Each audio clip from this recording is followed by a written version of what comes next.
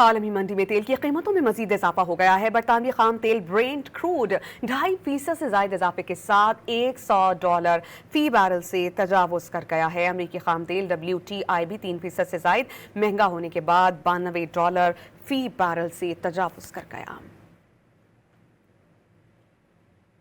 عالمی منڈی میں تیل کی قیمتوں میں مزید اضافہ ہو گیا ہے۔ برطانوی خام تیل برینٹ کروڈ 2.5% سے زائد اضافے کے ساتھ $100 فی بیرل سے تجاوز کر گیا ہے۔ امریکی خام تیل WTI بھی 3% سے زائد مہنگا ہونے کے بعد $92 فی بیرل سے تجاوز کر گیا۔